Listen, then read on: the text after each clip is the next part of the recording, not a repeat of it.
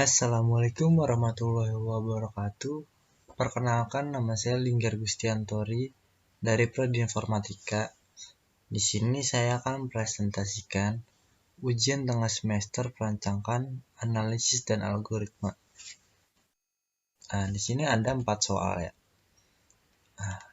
Soal yang pertama adalah algoritma adalah metode atau langkah yang direncanakan secara tersusun dan berurutan untuk menyelesaikan atau memecahkan permasalahan dengan sebuah instruksi atau kegiatan. Menurut Anda, apakah algoritma menjadi kunci sukses keberhasilan sebuah sistem informasi?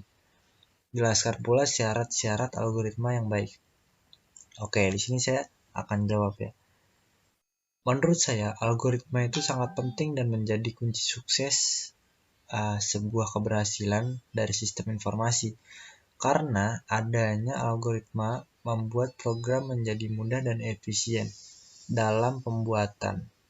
Dan selain itu juga algoritma terdapat struktur dalam membangun suatu program. Dan yang terakhir juga terdapat prosedur untuk melakukan perhitungan data, pemrosesan data, penginputan data yang berguna untuk menyelesaikan suatu masalah pada program. Oke.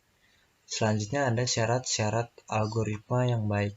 Menurut saya itu yang pertama adalah tingkat kepercayaannya yang tinggi, gitu, reliability. Yang kedua, pemrosesan yang efisien.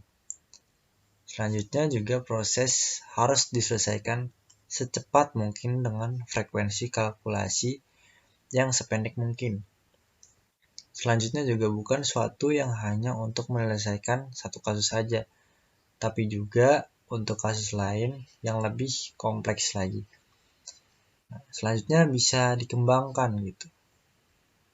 Dan selanjutnya lagi itu juga haruslah suatu yang dapat dikembangkan lebih jauh berdasarkan perubahan requirement yang ada.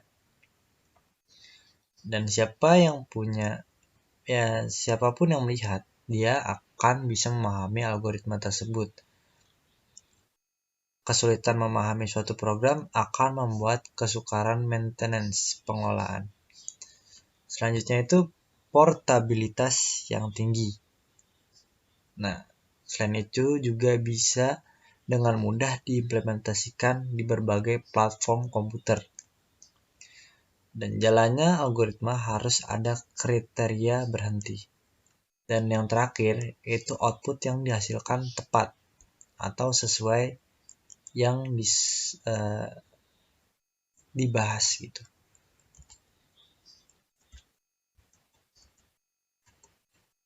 Oke, di sini yang terakhir itu nomor 4, soalnya beri penjelasan lengkap tentang algoritma greedy. Ya, metode atau algoritma greedy merupakan algoritma yang membentuk solusi langkah per langkah dengan mencari nilai maksimum sementara pada setiap langkahnya. Nah, nilai maksimum sementara ini dikenal dengan istilah lokal maksimum. Pada kebanyakan kasus, algoritma greedy tidak akan menghasilkan solusi paling optimal. Begitupun algoritma greedy biasanya memberikan solusi yang mendekati nilai optimum dalam waktu yang lumayan cepat. Greedy sendiri diambil dari bahasa Inggris yang artinya rakus, juga bisa tamak, atau juga bisa kita sebut serakah. Nah, di sini ada prinsip dan contoh algoritma greedy. Prinsip utama algoritma greedy adalah take what you can get now. Maksud dari prinsip tersebut adalah pada setiap langkah dalam algoritma greedy, kita ambil keputusan yang paling optimal untuk langkah tersebut tanpa memperhatikan konsekuensi pada langkah selanjutnya. Sebagai contoh, jika kita menggunakan algoritma greedy untuk menempatkan komponen di atas papan sirkuit, sekalinya komponen telah diletakkan dan dipasang, maka nggak akan lagi bisa untuk dipindahkan lagi. Nah, kita namakan solusi tersebut dengan optimum lokal. Kemudian saat pengambilan nilai optimum lokal pada setiap langkahnya diharapkan tercapai optimum global, yaitu tercapainya solusi yang melibatkan keseluruhan langkah dari awal sampai akhir. Nah, di sini juga kita bisa lihat nih, ada fungsi-fungsi dasar dari algoritma greedy. Fungsi-fungsinya itu apa saja sih? Oke, kita lihat nih. Di sini fungsinya untuk melakukan penelusuran sebuah masalah atau suatu masalah. Selanjutnya itu fungsinya untuk memilih lokal maksimum dari pilihan-pilihan yang ada di tiap langkahnya.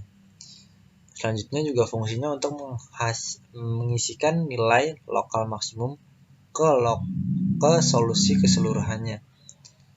Yang terakhir, fungsi yang menentukannya apakah solusi telah didapatkan.